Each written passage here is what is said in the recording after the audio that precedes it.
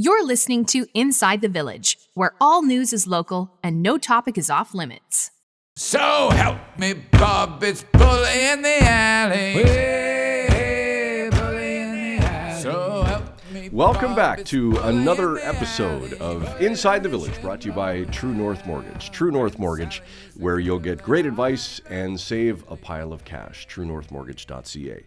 With Michael Friscolani, editor-in-chief here at Village Media, I'm Scott Sexsmith. How you doing, pal? We've been gone for a couple of weeks. It's good to be back with you. I know. I feel like it's been a long time. It has been. It has been. You doing well? I'm hanging in there, buddy. You don't sound too great. Well, I got a story to tell you. Oh, you always have a story. There's always a story. I was away for a couple of weeks on holidays and came back, and just prior to coming back into the office, did a test because that's the responsible thing to do. Yeah, you're And Mr. Responsible. I try to be. And the dreaded 2 lines on the stick. Really? And what was weird, I had no symptoms. I felt great. So you just did it before you're coming into work? Well, I did it because we'd been away and thought, it's the right thing to do, coming back after, being gone for a couple of weeks. Mm-hmm. You're just hoping for another week. Well, maybe a few days anyway. And it, as luck would have it, got the 2 lines and felt great, which was really weird. Mm-hmm. But then later that night, things just slowly went downhill. You started feeling worse? Oh man, it's I've never been run over by a Mack truck, but I think I know what it might feel really, like. eh? It was 2 days of hell. But I'll tell you one thing: as quickly as it came in and knocked me off my feet, it left just as fast. Mm-hmm. I had 2 days where I just couldn't get out of bed or off the couch. And then by day 3, it's like I turned the corner and the energy came back and started to do a few things around the house. And it was all good. And by the time I had done my 5 days in quarantine, felt great. The only thing that hasn't come back is my voice. You think it's going to? Well, I hope so. Hope so. Our show depends on that.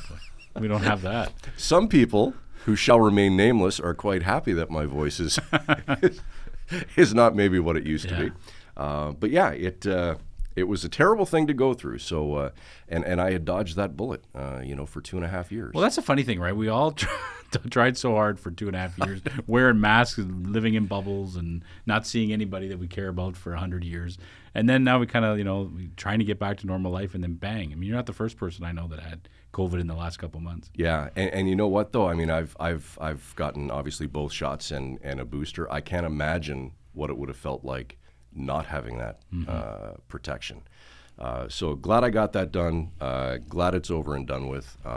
Just need to lose the nasally sound. Yeah. And the horrible part is we had 2 massively huge celebrities booked for that next episode of Inside the Village, and they both had to cancel because you were off sick. So, what would have been our signature show, they were signature huge. episode. They were huge. Huge, but Maybe we're working on getting them back. Maybe one day they'll come back. All right. Speaking of being back, great to be here. The first word to Frisco. Let's talk about some great coverage with some recent stories across the network by the editorial staff. Yeah, I mean, there's nothing I love talking about more on this show than talking about the work we're doing across our chain, the great local journalism we're doing every day.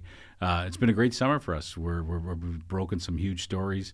I think about in Collingwood, there's a nursing home, the Sunset Manor, that for more than a year has not been allowed to have new residents enrolled, have new residents come in because of various violations that the ministry inspectors have found. Sure. It's the only nursing home in the province where that's not allowed to have new people come in. Really? Yeah, it's the only one. Wow. And our team there has been covering it very closely.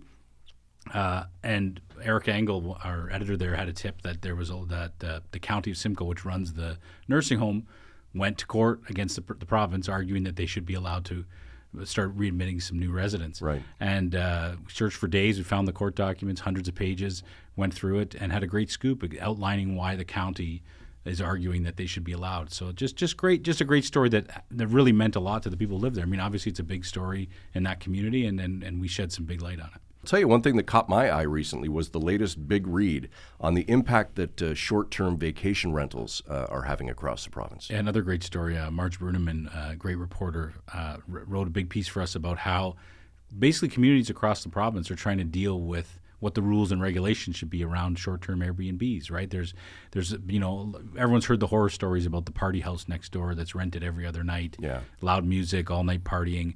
And this is happening in communities all across the province. And you hear city councilors talking about we need to have tougher rules. Some communities have bylaws in place, some don't. So Marge kind of went out and wrapped it all together for us. And one of the big questions from the story is, what is the province doing about it, So there's that. But it's, Scott, it's those bigger pieces that those two just talked about, but it's also just the daily stuff, right? We had a great story in Cambridge today about a fire at a historic restaurant, the Old Marina. And one of our reporters, Justine Fraser, went back and told the story of a couple who was on their way to their wedding at this venue. Wow. And it was burning down. And they managed to find at the last minute that same day another venue to hold their wedding, a wedding with 70 people. So it's one of those just amazing sort of, miracle stories, right? And I think of James Hopkin at Sioux Today did a fantastic story recently about a relative of Shingwak residential school survivors who came back to lead the search for unmarked graves. He left his job at General Motors in Michigan for 6 months, came back here, spent 6 months here during the COVID lockdowns, searching for information and trying to quarterback that effort. So I just think every day when I look at our sites, it's just amazing the journalism that we're bringing to light and the stories that we're telling. And it's, I have nothing to do with it. I'm reading. These are fantastic editors and reporters in our communities doing this work. And it's really gratifying to see. And I hope our readers see, sort of the passion and the effort that goes into these pieces. Absolutely. The first word to Frisco. When Inside the Village returns, now a couple of weeks ago we had a guest on who was an advocate for air passenger rights and brought up some great points. Recently, you and I have both been on airplanes, and I think we'll share our stories of what we saw and what we heard in airports and kind of compare that to some of the footage that we've seen over the last month or so where air travel is concerned. It'll be fun. It's going to be, and it's all coming up next when Inside the Village returns right after this. From newsmakers to celebrities to other prominent guests, you'll find them all on Village Media's new interview series, Up Close and Personal. Join host Scott Sexsmith as he goes one-on-one with well-known Canadians to hear their story. Up Close and Personal. Look for it on your favorite Village Media website across Ontario. Welcome back to Inside the Village. I'm Scott Sexsmith alongside Village Media's Editor-in-Chief, Michael Friscolanti. Inside the Village brought to you by True North Mortgage, where you'll get great advice and save a pile of cash. TrueNorthMortgage.ca. All right, a couple of weeks ago, you'll recall the guest that we had on, Gabor Lukacs, and he headed up the organization Air Passenger Rights, gave a very insightful discussion with us on what we as travelers should be doing. It was a great discussion, but since then, you and I have both been on airplanes, and I thought it would be kind of neat if we kind of shared, our experiences, what we heard and what we saw, because it's no secret. It's been all over the news. Some pretty devastating stories of cancellations, delays, lost luggage. Yeah.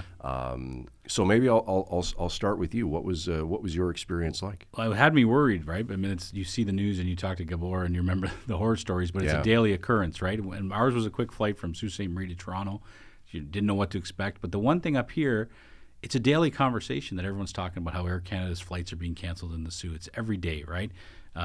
People in the office are talking about it. People at the soccer fields are talking about it. They all had to catch a flight to go here. So our plan was, if the flight was canceled, it was an afternoon flight. I had to get to Toronto for an appointment. It was a one-day quick trip. If it was canceled, the 2 o'clock flight or 4 o'clock flight, whatever it was, we were just going to jump in the car and drive there because there's no way by the time they rescheduled us. No. But sure enough, we got there, checked in. It was easy peasy, and there was no issues at all. The flight even left on time, landed on time. We were actually longer on the tarmac in Toronto. That was probably the longest part of the trip. We were probably on the tarmac for about 45 minutes waiting for a gate to open. Yeah. But we got off and we didn't check our bags, so there was just a backpack on our back. So ultimately, it wasn't too bad, but I was sure nervous about it. Was there hesitation in terms of luggage, and did you downsize on purpose so that it was part of my thinking? We didn't need a lot, but it was also part of my thinking. Even flying Air Canada, like we had Aeroplan miles, so we used them to fly Air Canada. But I would have rather have flown Porter because we know that the flights up here weren't being canceled at the same rate. Well, and that's the thing, right? I mean, it's not Air Canada's bread and butter, coming coming in and out of these smaller markets where an airline like Porter, that is, their bread and butter. So they're not canceling, certainly at the rate that No, that Air not at Canada all. is. Not at all. But you know what? You use your airplane miles and you take your chances. It worked out great. Even on the way home was pretty good. I think the flight was a half an hour late, but we made it out. Wow. How about you? Well, so ours was a little different. We were flying out of the country, and I've always been a bit of a nervous flyer, and not nervous in the air, but nervous in terms of I got to go to the airport anyway. Let's get there with plenty of time. Let's check in, go through all the stuff, and I'm happy to sit down, watch a movie, find a place to have a bite to eat and something to drink.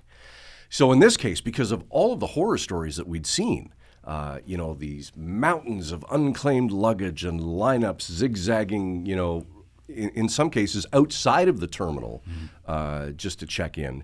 I thought, okay, let's get there with plenty of time. So our flight was scheduled for 9:45 p.m. We decided we would leave the airport hotel at 5 o'clock. I know what you're thinking, that's crazy. You don't need that kind of time.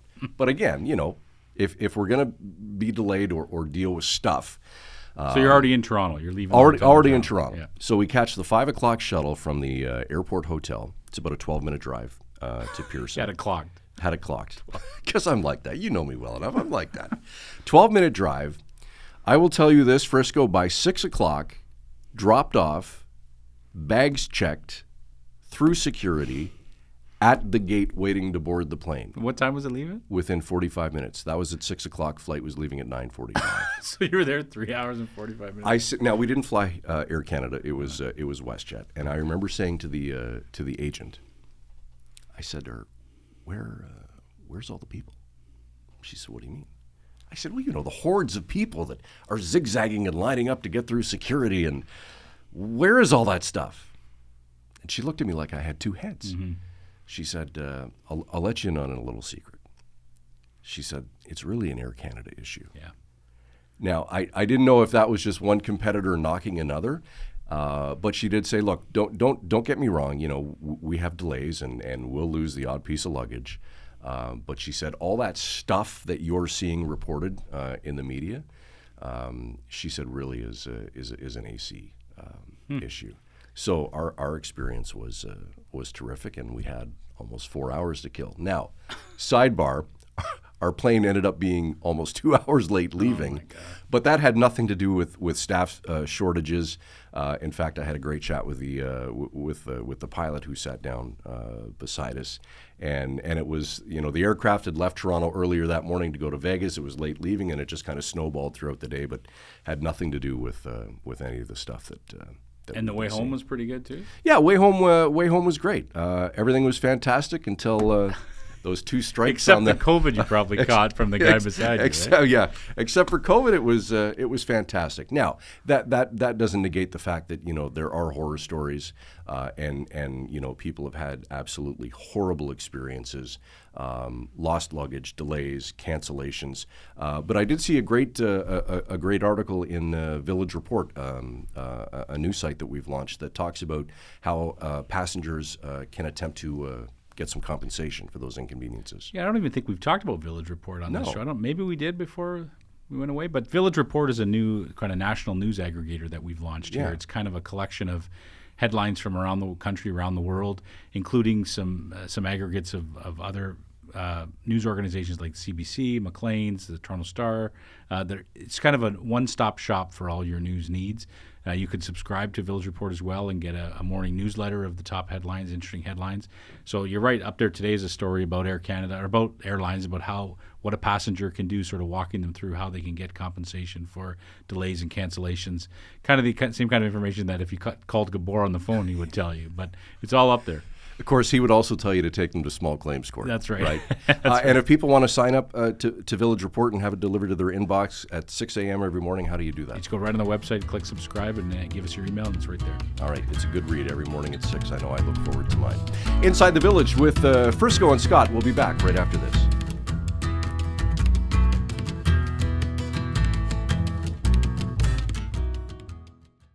Reporters, editors, and journalists who go the extra mile to get the story and get it right. Go behind the scenes with those who cover the stories that matter most to you and your community. Look for it in the Village Features section of your favorite Village Media website across Ontario.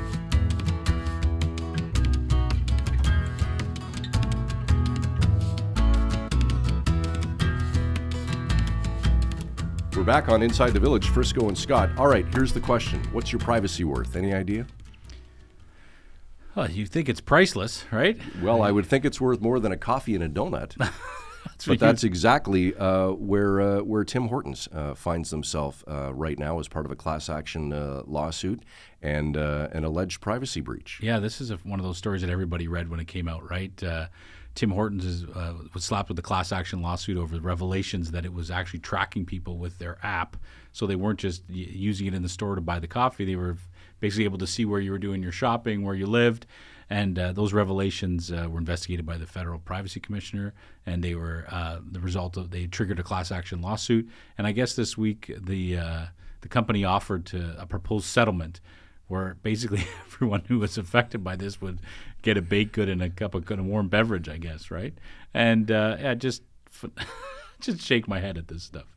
Joined on the program now by Jasminka Kalajdzic, the Associate Professor of Law at the University of Windsor and the Director of the Class Action Clinic. Professor, welcome to Inside the Village. It's great to have you here today. Hi. Professor, I'd like to start today by asking exactly what did trigger this lawsuit, if you can answer that for us. Sure. Well, my understanding is there was a reporter who discovered that his whereabouts were being tracked by the Tim Hortons app that he had downloaded. And when he started poking around and investigating, he learned that other people with the app were also being tracked. So he wrote an article about it. This caught the attention of the Federal Privacy Commissioner. And the commissioner concluded after a lengthy investigation in a report released this past June that Tim Hortons had in fact been breaking the law. They had been tracking our locations, anybody who had downloaded the app. Our locations were being tracked even when we weren't using the app. And this is a violation of the Privacy Act. Consumers don't consent to that sort of thing, certainly didn't in this instance. And then that led to a bunch of lawsuits. Sorry, the lawsuits actually preceded the commissioner's report being released, but the media attention on the issue caught the eye of a class action firm in Quebec, and they launched the class action. Mm-hmm. We'll give credit where credit's due. It was James McLeod at the National Post who did that reporting. It was phenomenal stories, just right. and fascinating. Like it was almost scary in a way. I don't know if that's the right term, but what did you think, Professor, when you heard that was happening? I mean, I have the Tim Hortons app on my phone. Mm-hmm. Yeah, so do I. If you'd asked me this question 2 years ago, I might have been kind of like flippant about it. What's the big deal? Anytime there's a story about a privacy breach, sometimes I hear people say, no big deal, I'm not doing anything wrong, so who cares? But in the last couple of years, I've become quite interested in the area of privacy law because it's everywhere, because our private information is the new gold, and it's very valuable to companies. They spend a lot of money tracking our, preferences when it comes to what we buy, where we go, who we interact with, what media we consume. And so if it's really valuable to them, I think it should be very valuable to us. And what may seem like a pretty innocuous thing, in this case, Tim Hortons or a third party they had contracted with, knowing where I do my grocery shopping. The point is that it's very hard to put the genie back in the bottle. And once our private information is out there, it's out there. And that's why we have laws that hopefully will encourage companies to do the right thing, to not collect and trade our private information without our consent.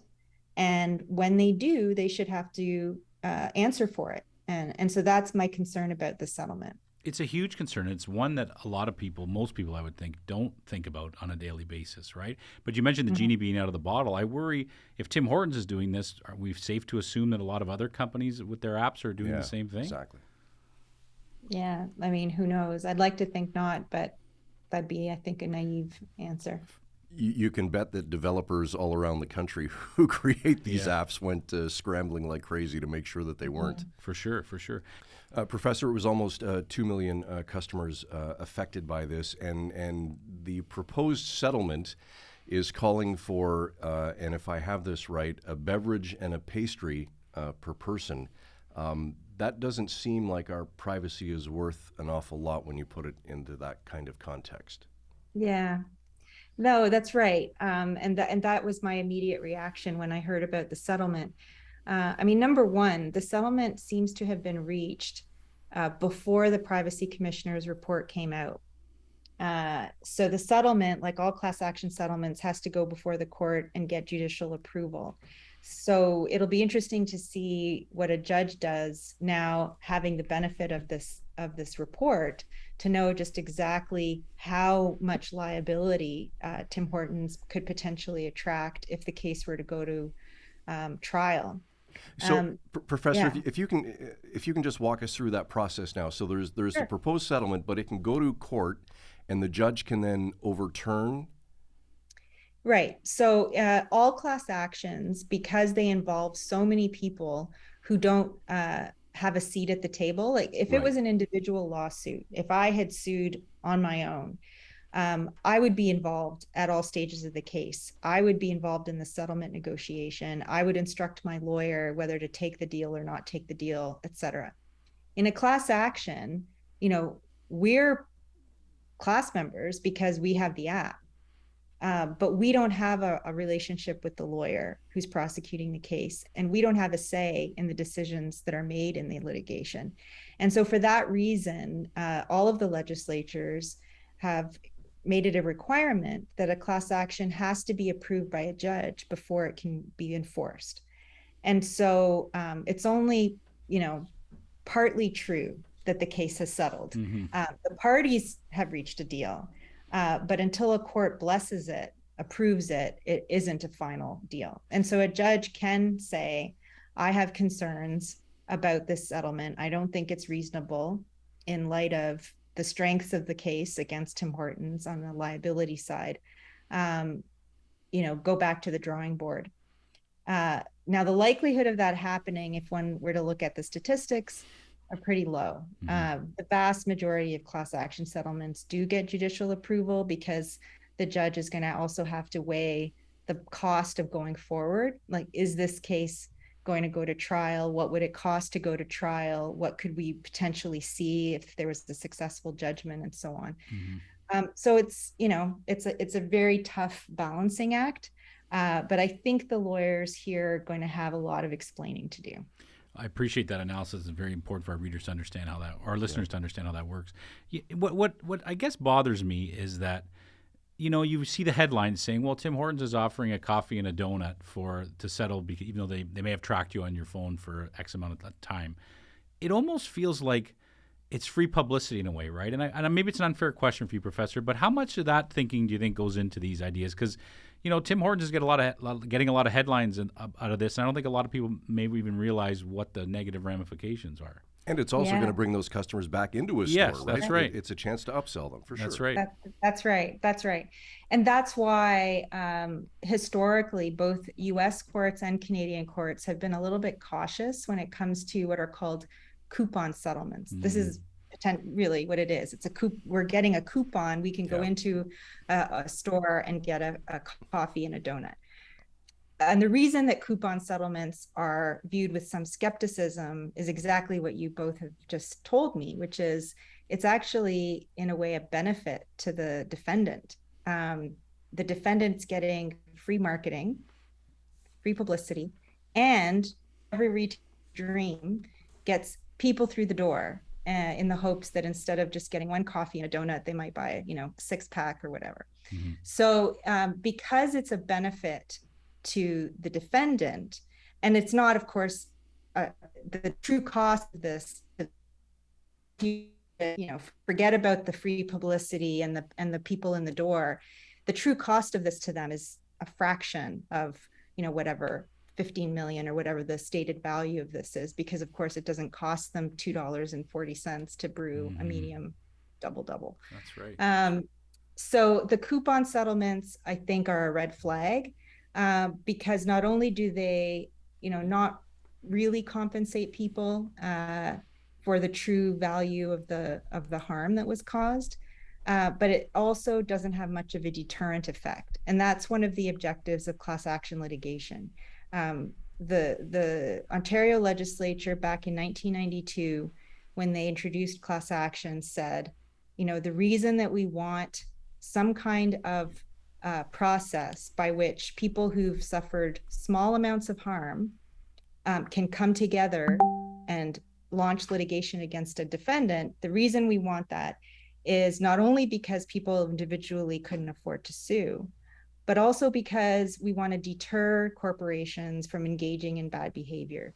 And one way we can deter them is for them to know that they're not going to get away with it just because, it's never going to be worth your while to sue over $5 or $100, or, anybody who's been involved with the legal system knows it's extremely expensive. So deterrence is a really important factor here. Privacy legislation, in a way, because there aren't huge dollar amounts involved, really depend on the deterrence function of class actions. We need companies to take seriously their obligations when it comes to keeping our personal information private. And they need to know that if they break the law, which the privacy commissioner said Tim Hortons has done, they need to know that they're going to have to pay for it. And they should have to pay for it significantly, not, in my view, in a nominal amount. And it's hard to put a number on that, right? I mean, we all agree that maybe it's not worth a double-double and a chocolate-glazed donut, but what is our privacy worth? How do you quantify that? That's a great question. I don't have the answer. I don't think our courts have the answer yet, because this is really sort of cutting-edge stuff. As I've said, private information is routinely being commodified and traded and sold for big dollar amounts. So when we lose control of our private information, what's that worth? Our courts are going to have to come up with, I think, a principled way of looking at it. Now, there are some precedents where, different circumstances, but people's private information was misused and courts have granted, $100, $500, it's still pretty nominal stuff, but certainly more than a coffee and a donut. For sure. And this deterrent factor, it doesn't seem to feel like that's happening in this case, right? I don't think Tim Hortons is worried at all about their corporate image right now because of this case. I mean, I don't know. I haven't polled. I live in a small town in southwestern Ontario. I haven't gone over to my local Tim Hortons. I'd be interested to hear what the locals have to say. But I think, what one of you said earlier is right, that just the headline of a free coffee and donut may be as far as a lot of people read, and they don't really care why it happened. And that would be unfortunate, because then it is a win for the company. Now, I think they reacted to the privacy commissioner's report with some seriousness. They, I think, have accepted that they did a bad thing. Is saying sorry enough? I mean, there's a reason we have laws and litigation in courts. Sometimes being apologetic isn't enough. And as I said, because it's so hard to keep our information private, and once it's out and being traded, it's almost too late. I think the deterrence factor has to weigh really, really heavily. And companies sometimes only respond to one thing, which is being hit in the pocketbook. And we talk about the publicity side of this, and Professor Frisco and I spoke about this, off air. It's a wonderful opportunity for a corporation to do the right thing and maybe exceed expectations. I mean, we just went through this a couple of weeks ago with one of the nation's biggest wireless carriers, that essentially had the country shut down a perfect opportunity to do the right thing and not just give them, a day's grace off their wireless bill. Same thing here with Tim Hortons. It's an opportunity to do more than just a coffee and donut, yet they don't necessarily see it that way. Yeah, I mean, I think if I were advising companies that obviously, are trying to navigate this incredibly complicated world we now live in, where, hackers get into computer systems and so on, I would be saying, as soon as you even have a whiff that something's gone wrong, be upfront about it, do something about it right away, compensate people right away. That's both the right thing to do, and I think from a litigation perspective, the prudent thing to do. And there's a huge difference, mind you, between a company that suffered a hack, where a criminal has gone in and this has happened to a bunch of businesses and credit card companies and so on. There's a difference between that and this case, where Tim Hortons and a third party I think they had contracted with were doing this activity. It wasn't an anonymous criminal. And so in this case, because it was the company itself that had done the wrong thing, I think it really, cries out for the court to make a statement. Mm-hmm. And if I were the judge, I would say no to this settlement. Oh, that's interesting. Mm-hmm. Let me ask you this. You mentioned you have the Tim Hortons app. Do you qualify under this class, Professor? Did you have it back then? I don't know. That's a good question. I don't think I checked myself. I think it's back in 2020. I don't think I had the app that long ago. Yeah. I'll have to check. Because I was going to ask you, if you were a class member, what do you think is the right? Is it a few $100s? I mean, what's the right payout?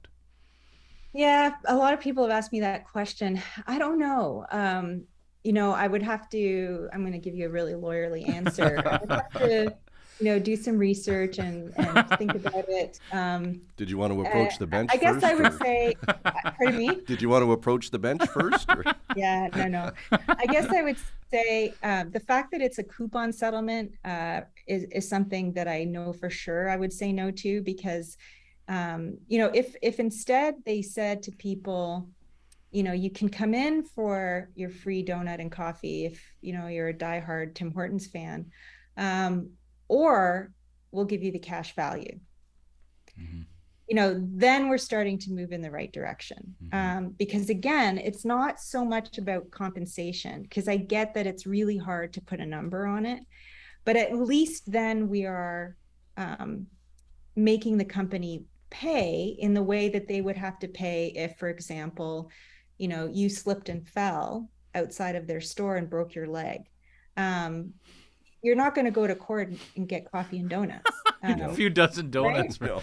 So the fact is, we've somehow over the past centuries been able to put a dollar value on the pain of a broken leg. And that's what I mean by our courts need to catch up with the 21st century. So in the same way that courts have had to develop a way of paying for, valuing what a broken leg or a bunch of bruises or whatever cost, they have to come to terms with, what does loss of privacy cost? Because it's important too. Maybe they get Justin Bieber to do a free concert. Maybe. Right? Yeah. Isn't he their new spokesperson? Yes. Any idea, Professor, quickly before we let you go on timeline? I know these things can drag and drag and drag. What are next steps and what does the timeline look like? There will be a hearing in Quebec.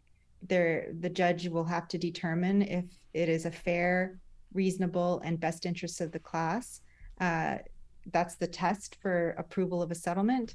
Objecting class members can either appear in court or write in to class counsel indicating why they object to the settlement. And a last option, not a last option, but another option is they can contact the Class Action Clinic. We have a website, www.classactionclinic.com.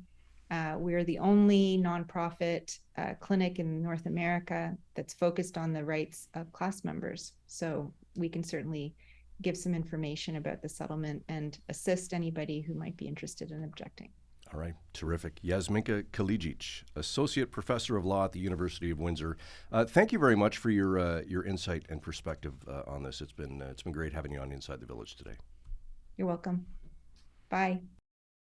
Inside the Village brought to you by True North Mortgage, where you'll get great advice and save a pile of cash. You can find out more at truenorthmortgage.ca. Well, another one in the books. Great to be back after a couple of weeks. Still working the kinks out. Yeah, I was a little worried that we were never going to come back, but we figured this out a little bit at a time. A little bit at a time, and we'll fire it up again next week for our next episode. Awesome. We'll see you then. All right, buddy. InsideTheVillage.ca is where you can find all back episodes, of course, across the Village Media Network and wherever you get your favorite podcast. Inside the Village brought to you by True North Mortgage. For Michael Friscolanti, Editor-in-Chief here at Village Media, I'm Scott Sexsmith. We'll talk to you next week.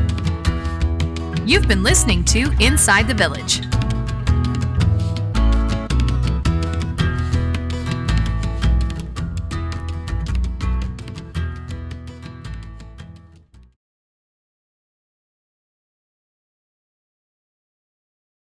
Frisco and Scott's Wardrobe, provided in part by Moores, Sault Ste. Marie.